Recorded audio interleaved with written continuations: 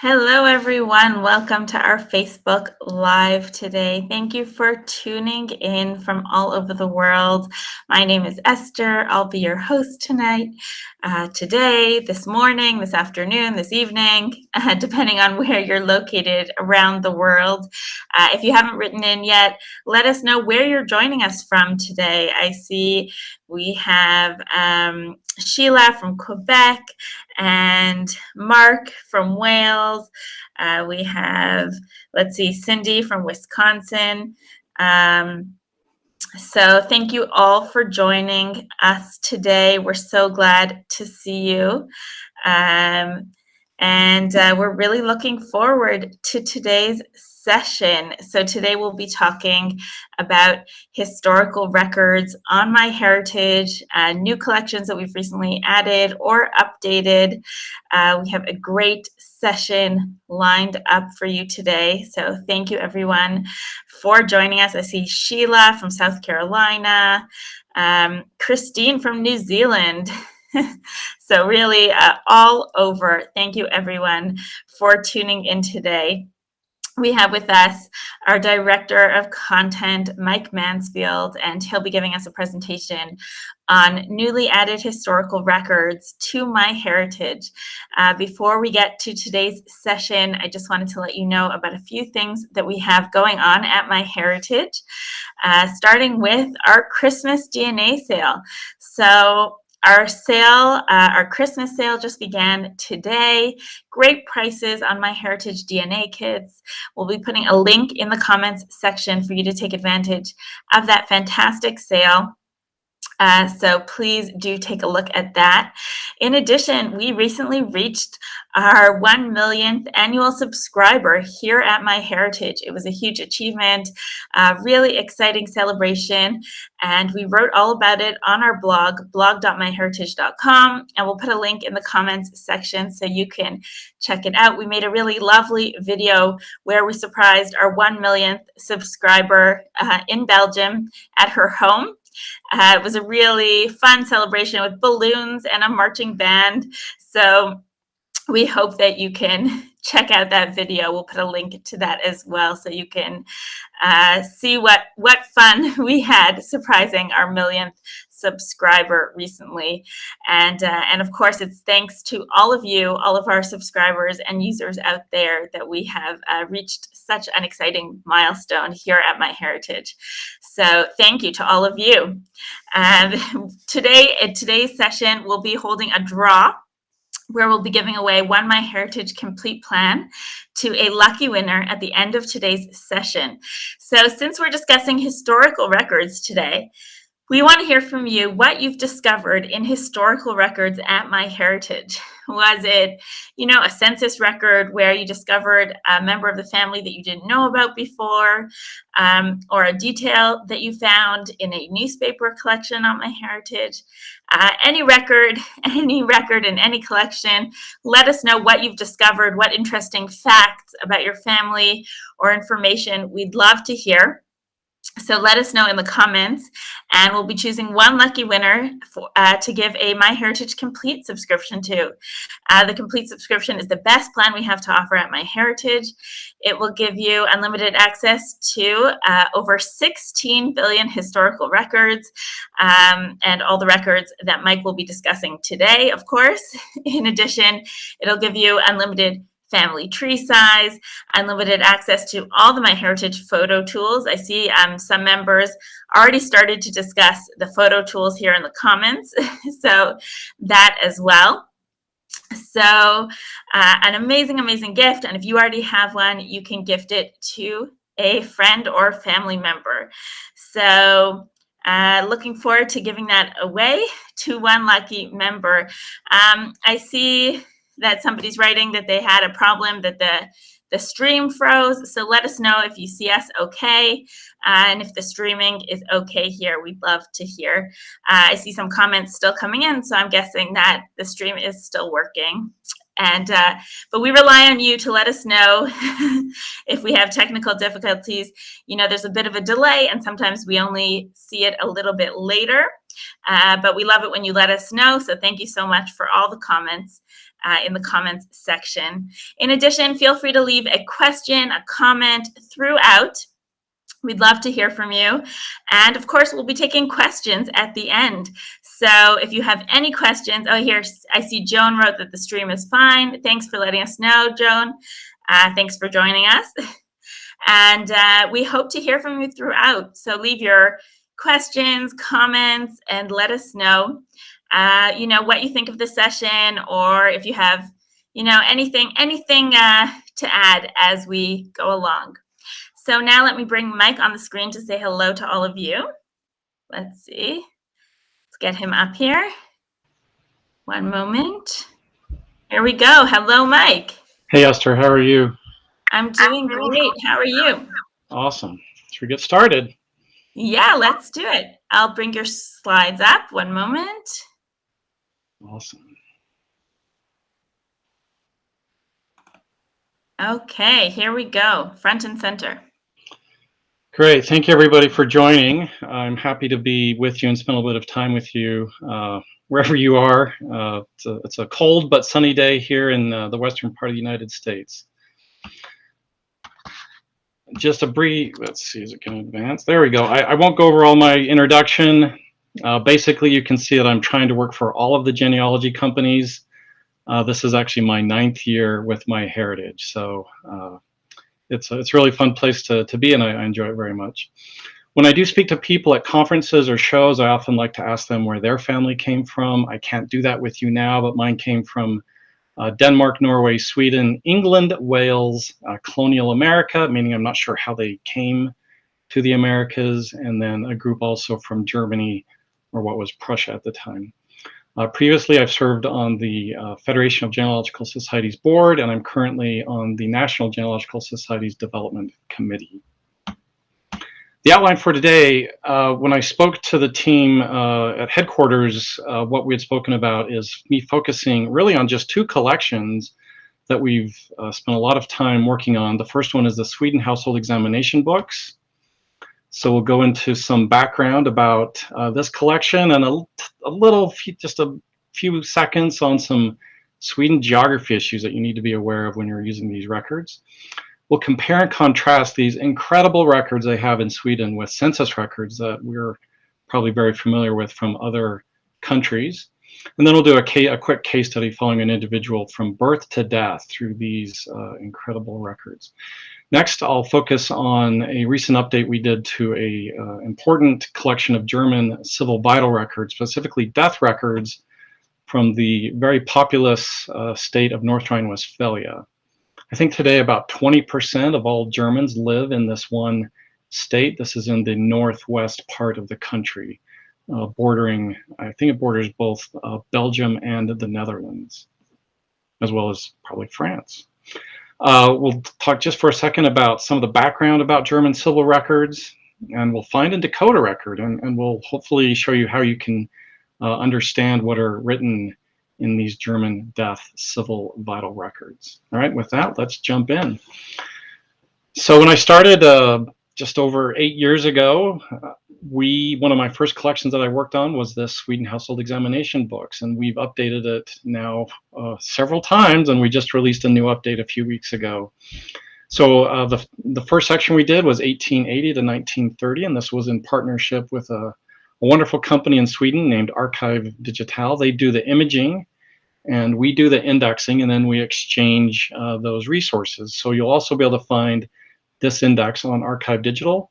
And then Family Search also participated in this part, and they have 1880 to 1930.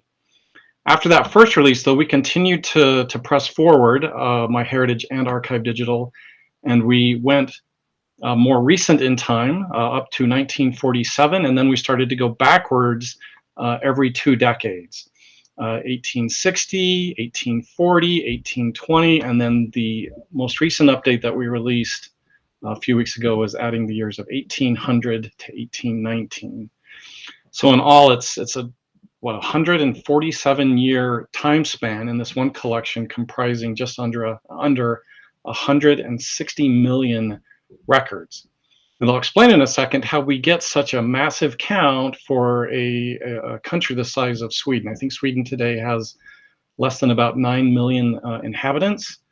And basically what you'll see is that a person will be in this record many, many times. And it's a wonderful fact that we have as genealogists, that they're going to be in these records so frequently. These records in Sweden have a name in Swedish that I won't try to pronounce. I apologize, I don't speak Swedish.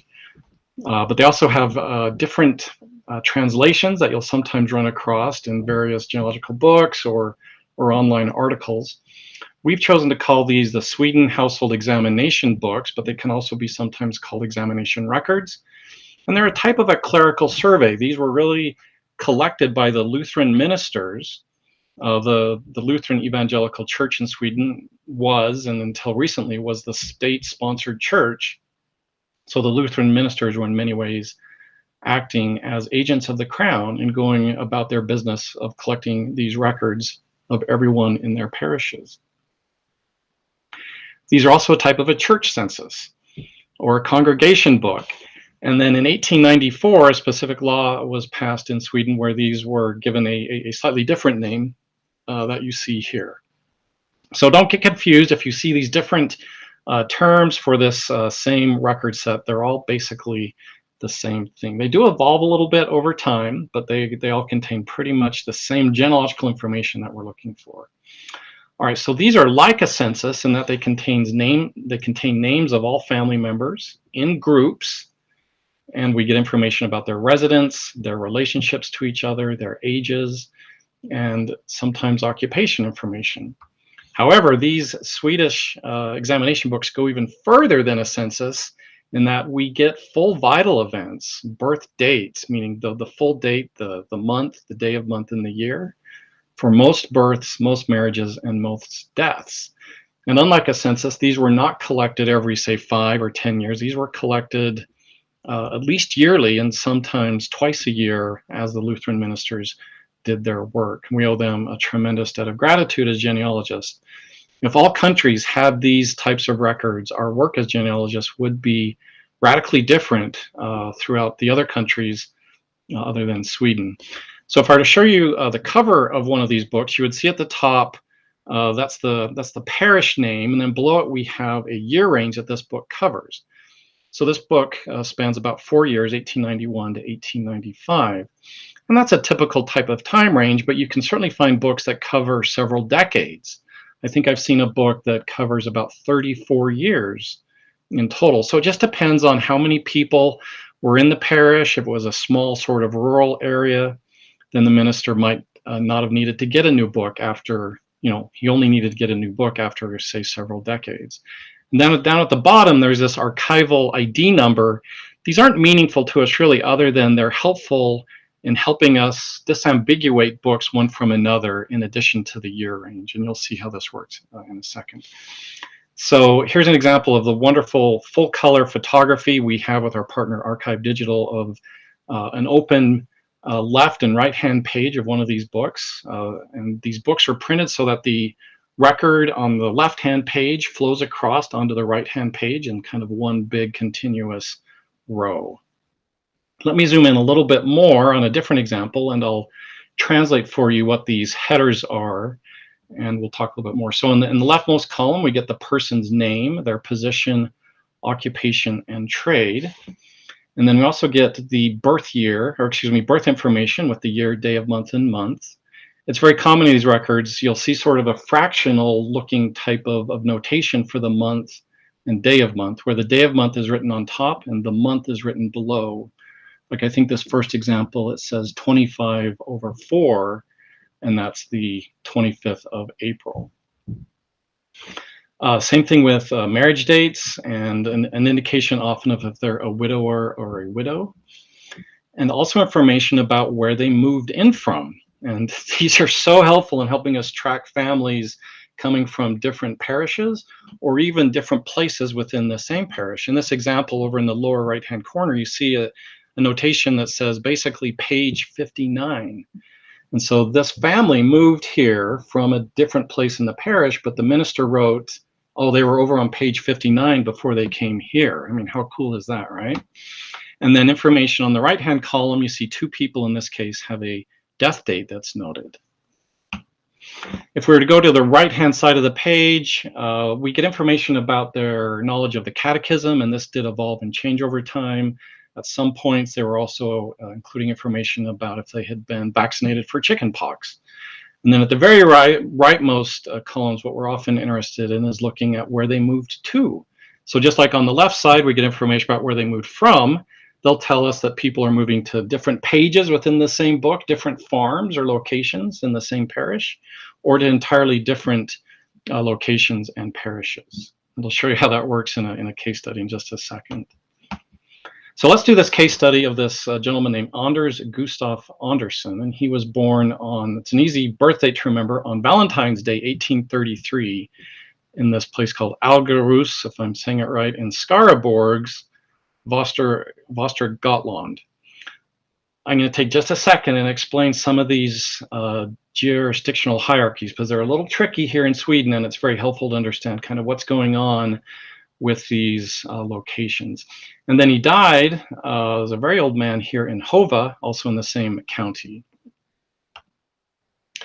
And the crazy thing about these records, once you find a family and are able to start identifying them in these records, unlike most of our genealogical research where we wish we had more records, we wish we could find that other record, it's almost the opposite case here, where we can get too much information, we get too many records, and it kind of becomes a challenge how to organize them all and figure out how they're working together. And I hope some of the tips that I'll show you will show you how I do this. All right, so let's dive into this use case a little bit more. So here's Anders Gustav Andersen, excuse me, and what I'm going to show you is that he occurs in a total of, I think, 9 different books within this record set. And in many of these books, he's there more than once. So he might have 15 different records in this collection between these 9 different books. All right, so we need to take just a second and talk about Swedish provinces and counties. So until 1634, that seems like a long time ago for us sitting here in the US and Canada, when we barely had many people living here. But in Sweden, that was not so long ago, and the provinces all had a name. And in these records created even in the 1800s and 1900s, they were still using many of these province names. And so we've done our best to try to preserve the old provinces as well as the newer counties. The newer counties being those that were established in 1634. Again, it's kind of weird to think about new being only 1634, at least for those of us here in North America. And then I think in the 1970s, they did another major reform of how they organized counties. And there's, in many cases, a different name as well for counties that they use in the present day. For this example, we'll be focused mostly in this place, Västergötland, in the old provinces, which is also called Skaraborg in the counties. And then more recently, they changed it sort of back to its roots of Västra Götaland County, if I'm saying them right.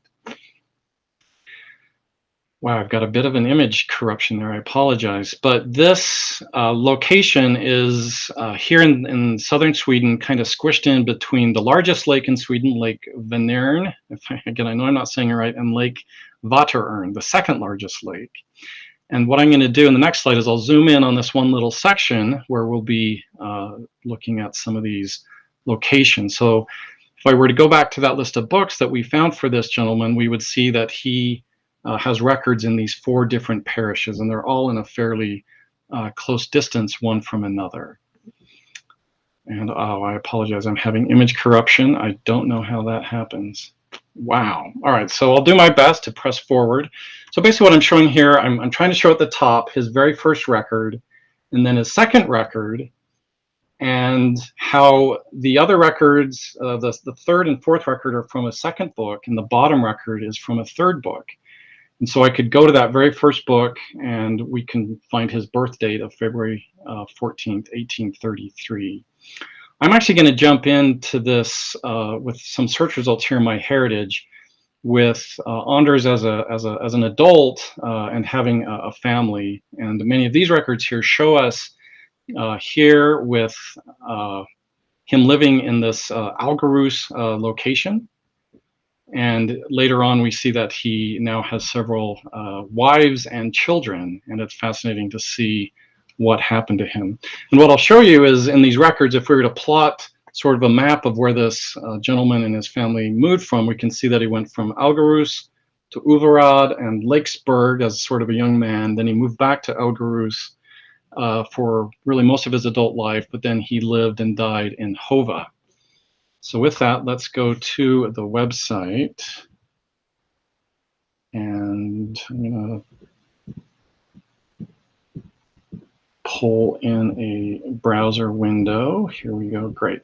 All right, so to find these records, I'm just going to go to Collection Catalog, and I'm just going to type Sweden up here. It's a quick and easy way to find it. So the Sweden Household Examination books, I can click here, and let's type Anders Gustaf Andersson.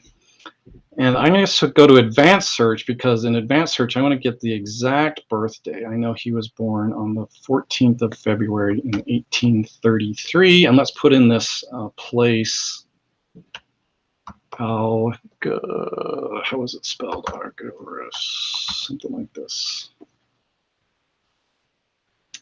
Awesome. So now we get a bunch of records about this person. And again, the challenge is, so our system isn't really showing you these in chronological order or really in a very useful order. So it's very helpful to come back and look at the year ranges that each of these books have and to put them in some sort of chronological order, in my opinion, and how to deal with this avalanche of records. Every record here, at least these top 5 records, are all about the same person.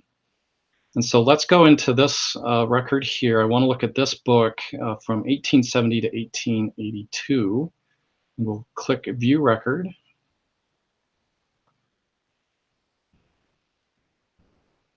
And we can come to what we call the single record page, but I want to show you the images. And so I'm going to go ahead and zoom in here and show you how these images work. So our person, this Anders Gustaf Andersson, appears on line 4 with his birth date 14/2, or the 2nd of February 1833. This is sort of this farm name. It's very similar to the parish name L with an E, but he is in this also in this parish. And then we get information about a spouse. So below him, you see that there's a Carolina Andersdotter who is crossed out. And that's an indication that this person, one or two things happened. Either they moved or they passed away. And if we follow the top of line 5 over, we see a death date, 4/9, or the 4th of September, 1878. And what I find interesting about this record, if you look at the bottom of line 7, we see a Johann Fritz, who was born about 5 days before Christina Andersdotter passed away. So I'm pretty sure what this is showing us is a death of a woman, probably having died from complications from childbirth. And so we can scroll over and we can look at other information about this family, where they've come from, where they've moved to, other great records. But the other thing I want to show you here is, if you look at the top of line 5, let me zoom in a little bit more. You can see that there's a new woman written here, Gustava Olafsdotter, something like this. And so she moved in 1879. Where's her move-in date? Yeah, right here. So she moved in and they were married, and we have her birth date. So these records allow us to really organize these life events of these Swedish families in just an incredible manner. Let me go back and show you one other example, if I can find one here. Let's just go to a later one. So just to give you a feel, this is now several years later, I believe. Yeah, we're in a book that covers 1895 to 1906. And you can see that we have a household grouping here. And we should be able to find, yeah, so here he is, Anders Gustav Andersen, the exact birth date that we expect. His second, or perhaps in this case, it's actually his third spouse. I didn't show you his very first spouse. I only showed you the second one on the previous slide. And information about their family. And if we go over to the right, we'll see information about who's moving to where, and they're even going, in this case, to, I think, other pages within this book, or other ways that we can find them. So just an incredible record set. If you have a Swedish family, definitely look at these Swedish household examination books. I still have some image corruption in my deck. I do apologize. I've just got to kind of work through it the best of my ability. Let's talk about German civil registration. So German civil registration records are records of births, marriages, and deaths kept by the government. Common German terms for these records I've listed here, and I also don't speak German, so I probably won't try to say them. Again, just like we saw in Sweden, there's often multiple different ways that a record can be talked about.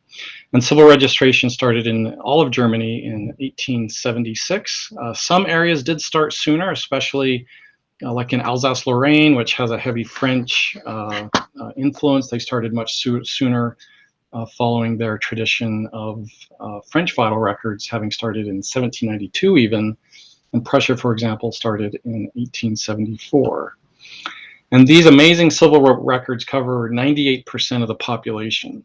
And so what I found interesting as using these records and then going to some common and popular German reference books is these records aren't discussed very much. And my conclusion of the reason why is these vital records have just not been widely available until just recently. They've only started to become available, put online by these German archives. And so, for example, in this book here on the left, this was written in the 1980s, but updated a few times since. There is almost no information about these civil registration records in Germany.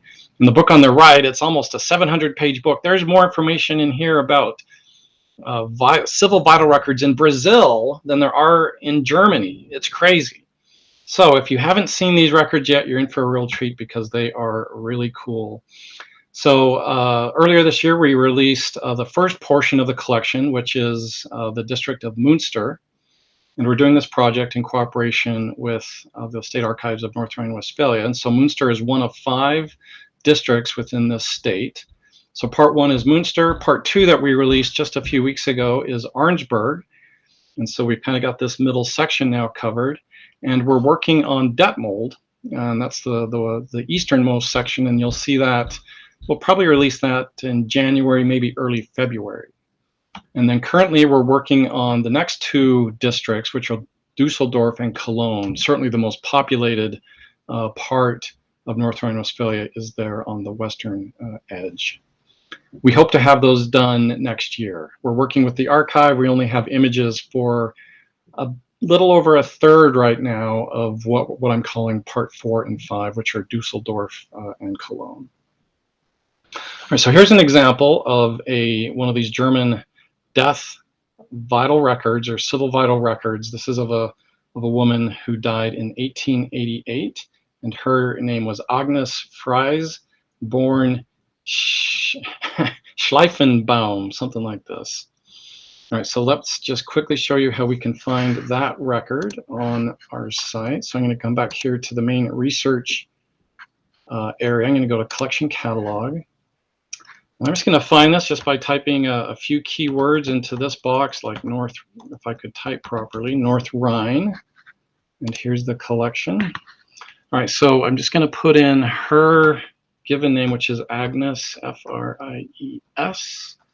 And she was born in 1888. Let's put in the birth date as well. So she was the 20th of July. And let's go ahead and hit search. Great, so we get a bunch of records here. And I put the birth date in. I made a mistake, I apologize. So I need to do the death date. She died in 1888, wasn't born then. So the day was the 20th, I think, of July. Let's do this. And we'll hit apply. Great, so here's our record. Agnes Fries, born, and so this is her given name, her maiden name, as we would say here in North America, Schleifenbaum, something like that. And we get this wonderful image as part of our cooperation with the archive. And I can zoom in and we can really wring everything out of this record. And that's what I want to spend just a few minutes here at the end of this talk with you today, is showing you how we can dissect one of these records and really understand it a little bit better. So from that example I'm about to show you, I'm going to take the full-size image, I'm going to break it up into two parts, sort of the upper half and the lower half, and then we can look more closely at what's in each part of this record.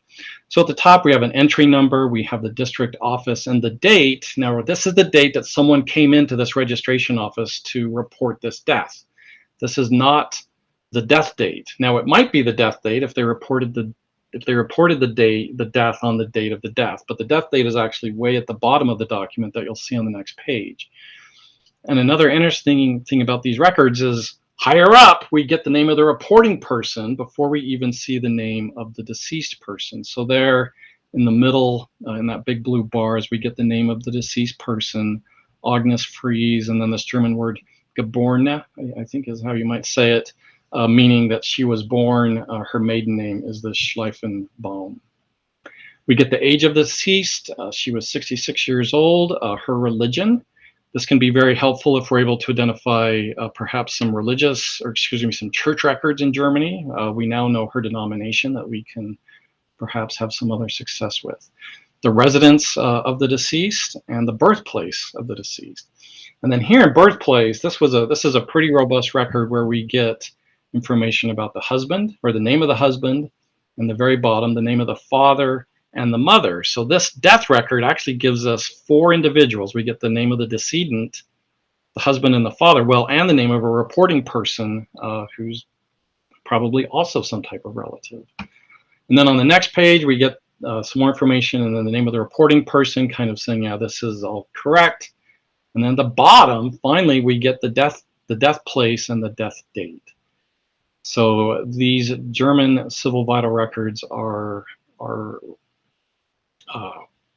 little bit tricky to understand and to take some practice with this German handwriting. I'm not as good at it yet as I would like to be, but with time and some practice, you can certainly get there. Yeah, wonderful collection, and as I said, we'll continue to be updating this.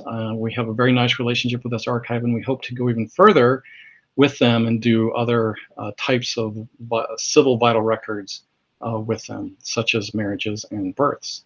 And with that, let me stop and kick it back to Esther.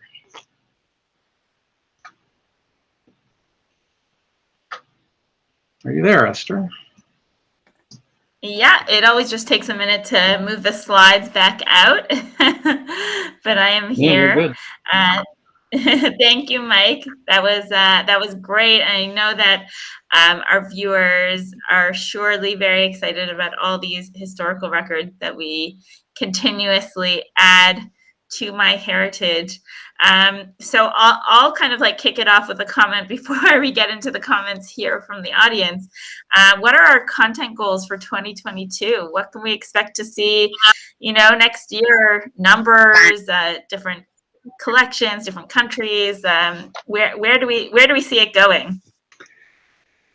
Yeah, wow, we have a lot of amazing stuff coming up next year. It's interesting that you've asked this question, because last week I think I spent almost the entire week working on this exact topic, where we're building plans and what we call our roadmap.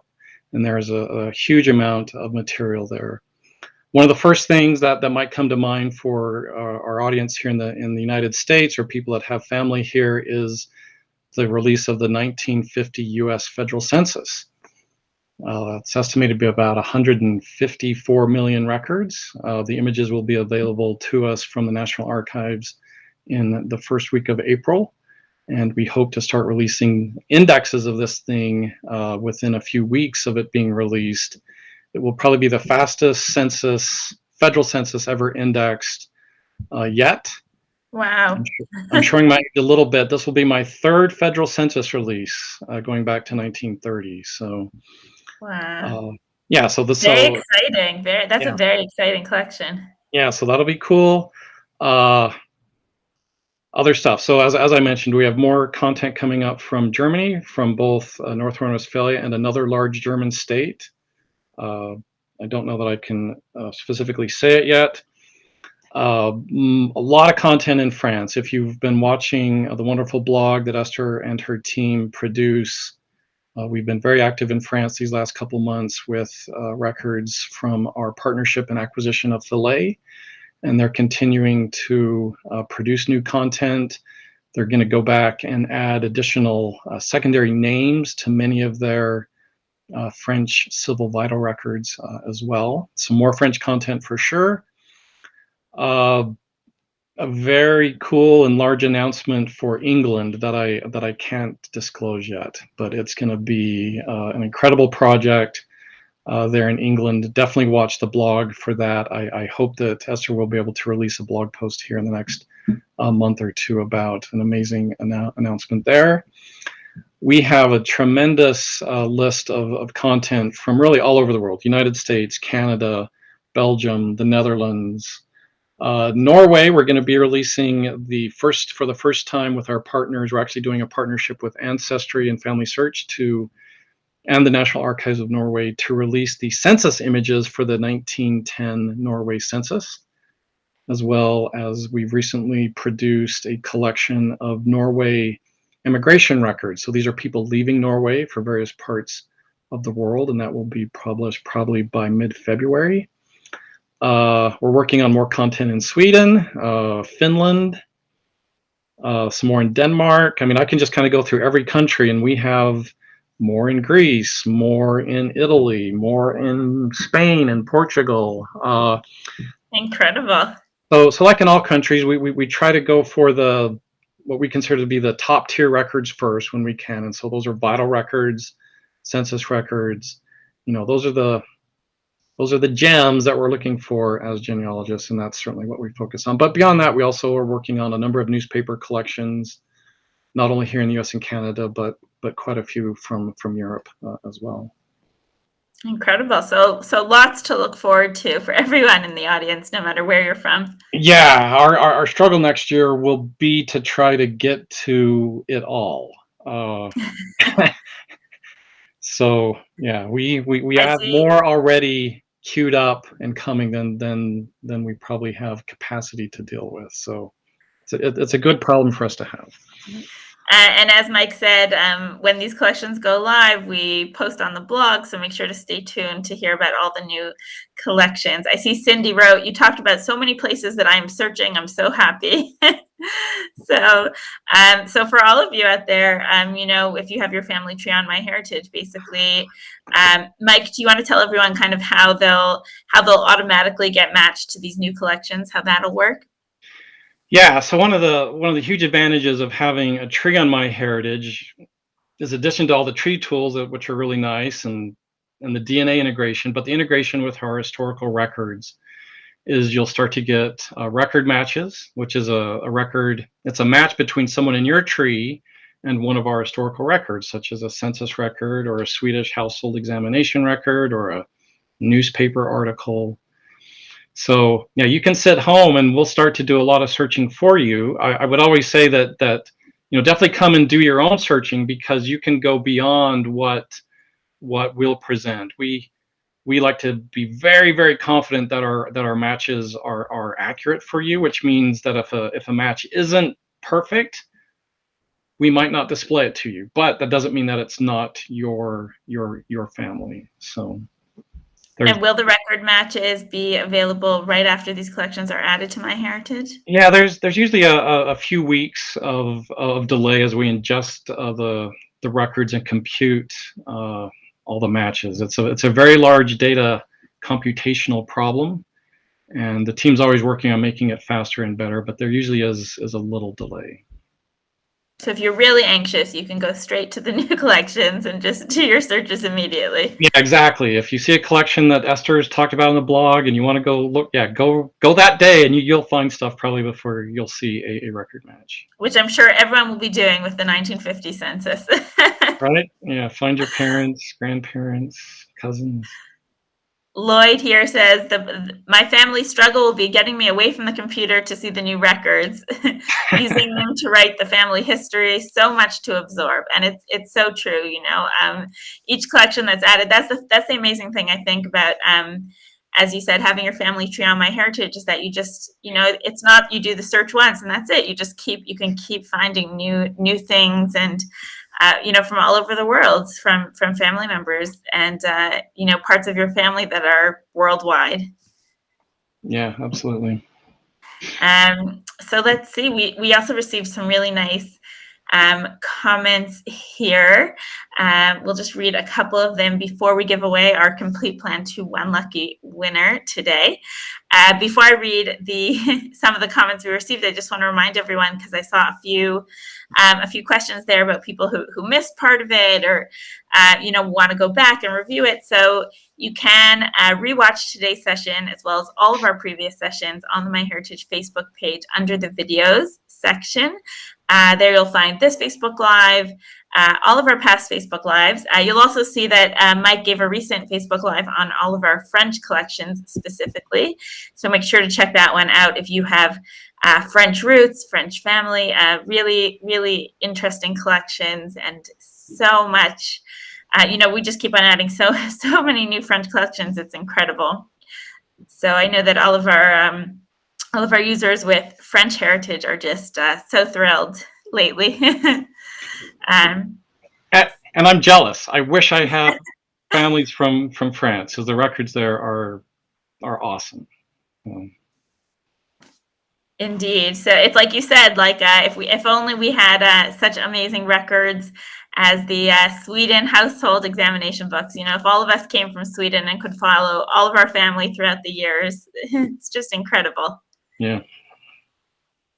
So I'll just read a couple comments before I announce our winner.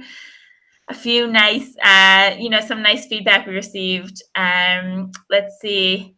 Olaf said Barbara said he found his father's family back 3 generations thanks to historical records.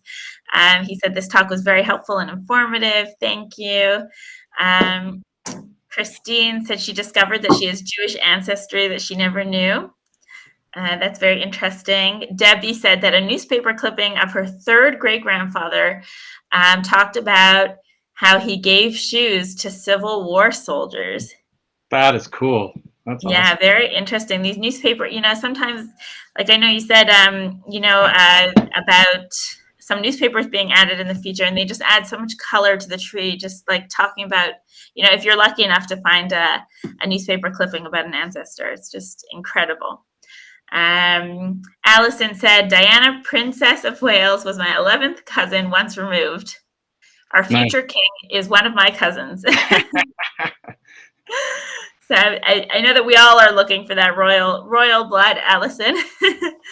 And now our winner of today's session is Barry Nicole. And Barry wrote to us and said, what I have discovered while using historical records is on my dad's side of the family, they all lived in the same 2 counties in Alabama, generation after generation.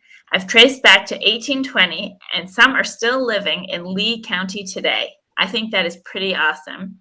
Wow. Pretty incredible. What a strong line of of staying in the same location. How common was that, Mike? Yeah, no, there's families that certainly have deep roots there, and that gets really hard. I have some southern families as well, South Carolina, North Carolina, and you get into the early 1800s, and it gets hard, really hard. So you have my sympathies, but that's great that you've got them all there. Incredible. So Barry will be in touch with you through private message to claim your prize. Mike, thank you so much. Always a pleasure to have you joining us. And we hope to have many more of these sessions in 2022 with all these new collections coming out. Yeah, right. It's awesome. So Looking forward to that. Thank you so much. Alrighty. See everybody. Okay, thank you everyone for joining us. Bye.